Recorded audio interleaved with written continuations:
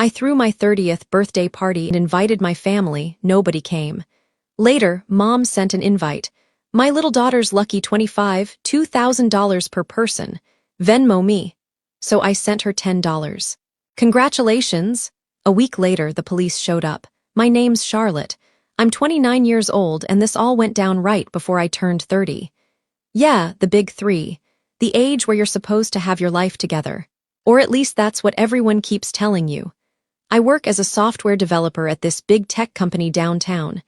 Nothing too fancy, but it pays well enough that I could buy my own apartment 2 years ago. Well, with a mortgage, but still. I've been at the same company for about 6 years now, grinding away at code, fixing bugs, building features, the usual tech life. Growing up, I was always the responsible one. Good grades, never got in trouble, always did what I was supposed to do. My younger sister, Emma, on the other hand, she's 5 years younger than me, 24 now, and she's always been the baby of the family. You know how it goes with the youngest kid. Everything they do is cute. Everything they want, they get. But whatever, I'm not bitter about it. Or at least I wasn't until recently. My parents, Linda and Robert, they're your typical suburban couple. Dad works in sales. Mom's a part-time receptionist at a dental office. We're not rich or anything, just regular middle-class folks. They live about 40 minutes away from me in the same house where Emma and I grew up. Emma still lives with them. Actually, never moved out after college, but that's a whole other story. 2 weeks before my birthday, I was sitting in my apartment thinking about what I wanted to do. I didn't want some huge party with a bunch of people I barely knew. I just wanted something small, intimate, something with the people who mattered most to me, my family. There's this restaurant we used to go to all the time when I was a kid. Giovanni, this little Italian place that's been around forever. They make this amazing chicken parmesan that I've loved since I was like 10. We'd go there for special occasions, report cards, birthdays, that kind of thing. It felt right to celebrate there. So I picked up my phone and called my mom. It rang a few times before she answered. "Hi, honey, what's up?" she said, sounding distracted. I could hear the TV in the background. "Hey, Mom, I wanted to talk to you about my birthday. I was thinking we could all go to Giovanni's for dinner. Just family. You, Dad, Emma, and me. I'll make a reservation for 6:00 on Saturday the 14th. Sure, honey, sounds good, we'll be there." That was it. No excitement. No, "Oh, that sounds wonderful." Nothing, just sounds good. But okay, maybe she was just busy or tired or whatever. I tried not to read too much into it. After I hung up with Mom, I sent Emma a text. "Hey, birthday dinner at Giovanni's on the 14th at 6:00 p.m. You coming?" She texted back pretty quick. "Yeah, sure, I'll be there." Again, not exactly enthusiastic, but at least she confirmed. I made the reservation for 4 people, feeling pretty good about keeping things simple and meaningful. The next 2 weeks, I went shopping for a new dress. Found this really nice navy blue one that wasn't too fancy, but still looked special.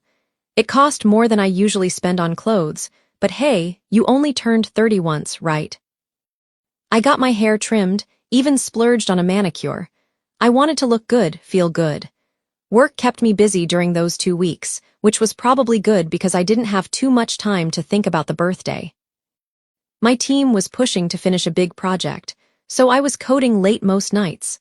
My coworkers kept asking what I was doing for the big day, and I'd tell them about the family dinner. They all thought it was sweet that I was keeping it small and family-focused. The day of my birthday, I woke up feeling pretty good. It was a Saturday, sunny and warm for March. I spent the morning cleaning my apartment, doing some laundry, just regular stuff. Around 3, I started getting ready, took a long shower, did my makeup carefully, put on the new dress. Looking in the mirror, I thought I looked pretty good for 30. I got to Giovanni's about 10 minutes early. The hostess recognized me, which was nice. She led me to a nice table by the window, already set for 4. The restaurant smelled amazing, like garlic and fresh bread. I sat down, ordered a glass of wine, and waited. 6:00 came and went. No sign of my family. I checked my phone. No messages, no missed calls. Weird. Maybe they were just running late. Traffic can be bad on Saturday evenings. By 6:15 I was starting to worry. I called my mom's cell. It rang and rang, then went to voicemail. I tried my dad's phone. Same thing, called Emma. No answer. I sent a text to the family group chat. Hey, I'm at the restaurant. Where are you guys? Nothing. The waiter, this young guy named Tony, who'd been working there for years, came by my table.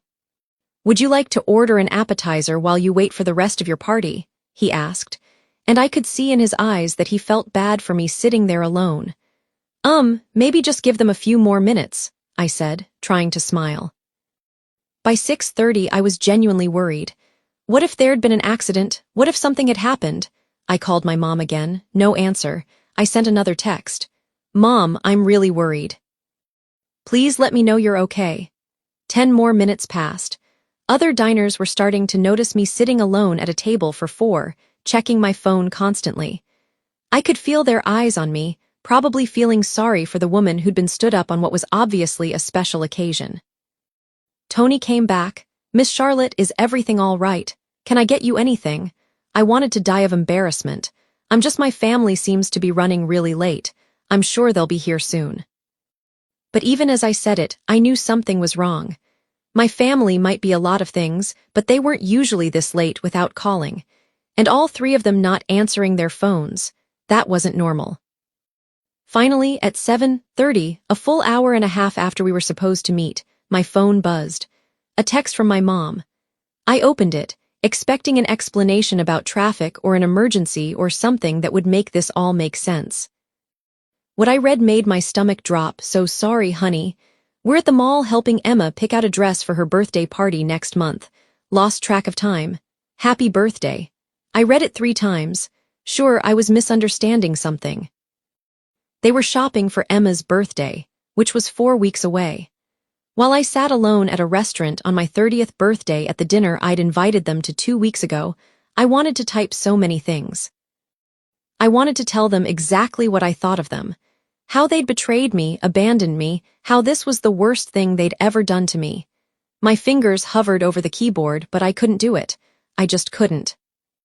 Instead, I put my phone down and signaled for Tony. Could you pack up the food I ordered? To go, please, I asked, trying to keep my voice steady. Of course, Miss Charlotte. Everything okay? Family emergency, I lied. They can't make it. He nodded sympathetically and went to get boxes. I'd ordered 4 entrées when I'd called ahead that morning, wanting everything to be ready when they arrived. Now, I'd be eating Giovanni's for a week. I paid the check, left a big tip because Tony had been so nice, and walked out with my bags of food. The hostess wished me happy birthday again on my way out, and I just nodded, not trusting myself to speak. The drive home was a blur. I kept the radio off, driving in silence, my mind racing. When I got to my apartment, I shoved the food in the fridge and sat on my couch. That's when the tears came. I cried for an hour straight. Not just little tears, but those ugly, body-shaking sobs that leave you exhausted. Because this wasn't just about tonight. This was about everything. My high school soccer championship, they missed it because Emma had a dance recital. My college graduation, they showed up 45 minutes late because Emma needed a ride to her friend's house first. The promotion party my coworkers threw for me last year. They didn't come because Emma had a cold and Mom didn't want to leave her alone. She was 23 years old with a cold. But I always made excuses for them. Told myself it wasn't a big deal that they loved us both equally, that I was being too sensitive. But missing my 30th birthday to shop for Emma's 25th, that was it. That was the line. My phone kept buzzing with birthday messages from friends and coworkers, but I ignored them all. I couldn't pretend to be happy right then. 3 days later, I finally felt human enough to face the world. Jessica had been texting asking how the birthday dinner went. So had a few other work friends. I told them something came up with my family and we'd rescheduled. No way was I telling them the truth. Hey, let's celebrate properly, my friend Jessica said when she cornered me at work on Wednesday. Friday night, drinks at Murphy's. Murphy's was this dive bar near the office where everyone went for happy hour. Not fancy, but comfortable. Yeah, okay, that sounds good, I said. That Friday, about 10 of us from work crammed into a big booth at Murphy's. We drank cheap beer, told stupid jokes, and they sang happy birthday to me while I blew out the candle on a grocery store cupcake someone had brought. It was perfect. No pressure, no disappointment, just friends having a good time. This is way better than some stuffy family dinner, Jessica said after her third beer. I laughed. You have no idea. 2 weeks after my birthday disaster, I was working from home when my phone buzzed. A message from Mom in the family group chat. I almost didn't open it, but curiosity got the better of me. Join us in celebrating Emma's 25th birthday, April 11th at the Grand View Ballroom. $2,000 per person contribution. Please send by Venmo by April 1st. Can't wait to celebrate our baby girl. I read it 5 times. $2,000. Were they insane? And the way she'd written it like a mass invite she'd sent to everyone. Not even a personal message to me, her other daughter. I was furious. The anger built up in my chest until I couldn't sit still. I paced my apartment, talking to myself like a crazy person. $2,000. After you couldn't even show up to mine? Are you kidding me? I opened Venmo and found my mom's account. For a moment, I considered not responding at all. Then I had a better idea. I sent her $10 with a note. The best and only gift for you. Then I went through my phone and blocked them all. Mom, Dad, Emma, phone numbers, Facebook, Instagram, WhatsApp, everything. If they wanted to treat me like I didn't exist, then fine. I wouldn't exist for them. The next morning, I called a locksmith. When he arrived, I explained I wanted the locks changed. 2 years ago, when I'd bought this place, I'd given my parents a spare set of keys, for emergencies. Now, I was glad I was getting rid of that particular emergency option. 2 days later, I was homesick with a nasty cold, working from my couch in pajamas and wrapped in a blanket. Being a software developer meant I could work from anywhere as long as I had my laptop and internet connection. Then came the knocking. Loud, aggressive knocking that made me jump and spill tea on my laptop. I crept to the window and peeked through the blinds. There they were, all 3 of them. Mom, Dad, and Emma, standing at my door like they owned the place. Mom was digging through her purse, and I knew what she was looking for. Her spare keys. Good luck with that, Linda. I heard the key scraping against the lock. Then Mom's frustrated voice. It's not working. Try again, Dad said, more scraping. Then Mom started yelling. Charlotte, open this door right now. We know you're in there. Your car's in the parking lot. I stayed quiet. This is insane. Emma shouted, you're acting like a child. $10. Really? You embarrassed us in front of everyone, embarrassed them. That was rich. Charlotte Marie Henderson. If you don't open this door, there will be consequences. Mom threatened. Consequences? What was she going to do? Ground me. I was 30 years old with my own apartment and job. I put on my noise-canceling headphones and went back to debugging code. They kept at it for 20 minutes before finally giving up. I watched them storm back to their car. Mom gesturing wildly, probably complaining about her ungrateful daughter. Emma's birthday came and went. I couldn't help myself. That evening, I unblocked her Instagram just long enough to look at the photos. Had to see how their big expensive party turned out. The Grand View Ballroom looked huge in the pictures, all decorated with gold and pink balloons. Must have cost them a fortune to rent. But here's the thing. In this massive room, there were maybe 15 people. My parents, Emma, and a handful of others. The place looked empty. Emma smiled and the photos was forced, fake. Mom and Dad looked stressed. I screenshotted everything, then blocked them again. That same night, my cousin Jake called me. I'd always liked Jake. He was Aunt Patricia's son, Dad's nephew, and we'd been close growing up. Charlotte, what the HLL happened with your sister's party? He asked without even saying hello. Your mom asked everyone for $2,000. My mom called her and said that was insane, and your mom basically told her not to come if she couldn't afford it. So Mom told her to shove it. I laughed. Good for Aunt Patricia. Then Mom called everyone else in the family. Jake continued. Turns out your parents told most people the same thing, pay up or don't come, so nobody came. Well, almost nobody. I heard Uncle Terry and Aunt Susan showed up, but they're loaded, so $2,000 is nothing to them. Serves them right. I said, but seriously, what's going on? Your mom's telling everyone you had some kind of mental breakdown. I told Jake the whole story. My birthday, the shopping, everything. He was quiet for a long time. That's messed up, Charlotte, really messed up. 2 days later, Aunt Marie called. She's Mom's younger sister, and she'd actually been at Emma's party. "Charlotte, honey, we need to talk," she said. "If you're calling to tell me I need to apologize, you can save it." "No, no. I'm calling because your mother is telling everyone you're having mental problems. She said you didn't come to Emma's party because you were jealous that it was at such a nice venue. Did she tell you why I'm not talking to them?" "She said you're being dramatic about some miscommunication." "Miscommunication? Aunt Marie, they didn't show up to my 30th birthday dinner. They went shopping for Emma instead. I told her everything." When I finished, she was quiet for a moment. "I had no idea. Your mother never mentioned your birthday at all." "Oh, honey, I'm so sorry. Let me talk to her." A week passed. I was deep in work trying to finish a major project when reception called up to my desk. "Charlotte, you have visitors in the lobby." "Your parents?" My stomach dropped. I went downstairs and there they were, Mom looking determined, Dad looking uncomfortable. "This is ridiculous," Charlotte, Mom said loudly, causing several people to turn and stare. "You're ignoring your family, you blocked us everywhere, this is not normal behavior." "Mom, lower your voice," I said through gritted teeth. "She needs psychological help," Dad announced to the lobby. "This irrational behavior has to stop." Security was starting to pay attention. My coworkers were staring. I was mortified. "There's a cafe across the street," I said quietly. "We can talk there." Once we were seated at a corner table, Mom started in immediately. "You've lost your mind. This tantrum has to stop." "Tantrum? You missed my 30th birthday to go shopping for Emma. That was a simple mistake. We forgot." "You forgot? I called you 2 weeks before I texted you. How do you forget?" "Well, Emma's birthday is more significant. 25 is a quarter century, and 30 means nothing." Dad jumped in. "You're being overly sensitive." "You always have been. Remember when you cried because we were late to your high school graduation? You were an hour late.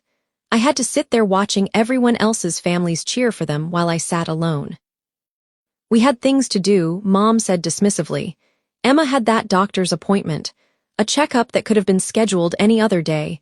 You're obsessed with this favoritism idea." Mom said, "It's all in your head. You need therapy." I pulled out my phone and started listing every event they'd missed or been late to. Soccer games, science fairs, my college dean's list ceremony, my work presentations they'd promised to attend. Then I listed everything of Emma's they'd never missed. Dance recital, cheerleading competitions, her middle school play where she had 2 lines. "You're keeping score," Mom said. "That's not healthy." "I'm done," I said, standing up. "If you continue to harass me, I'll get a restraining order." Mom's mouth fell open.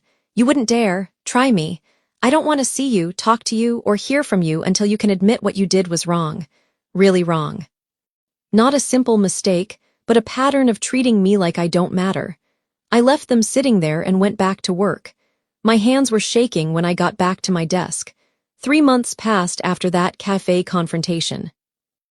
3 peaceful, quiet months. I threw myself into work, hung out with friends, even started dating this guy from my gym. Life was actually pretty good when you weren't constantly waiting for your family to disappoint you.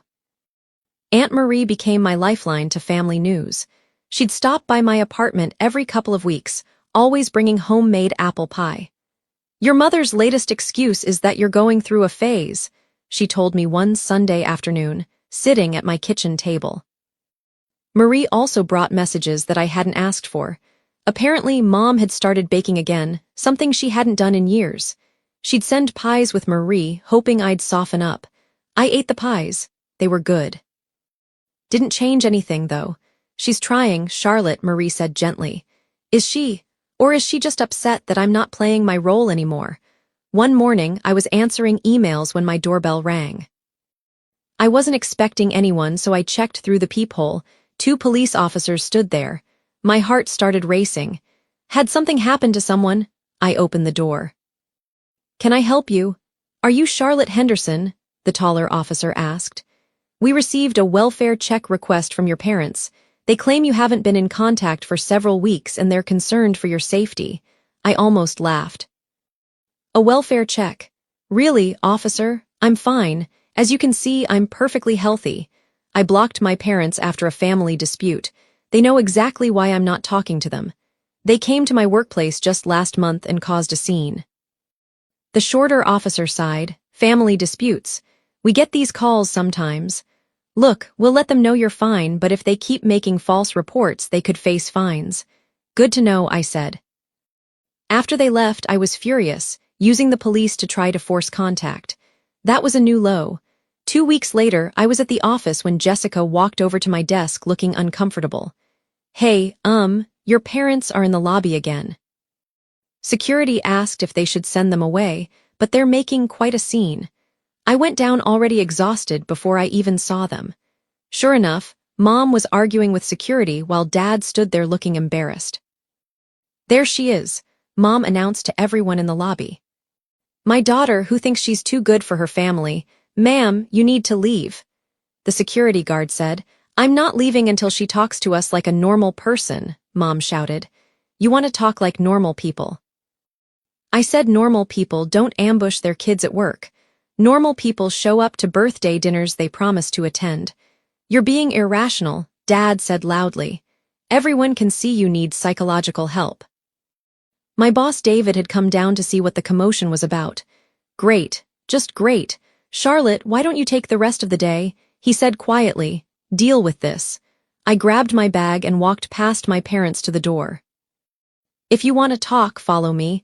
We ended up at the same cafe again. The waitress recognized us and looked worried.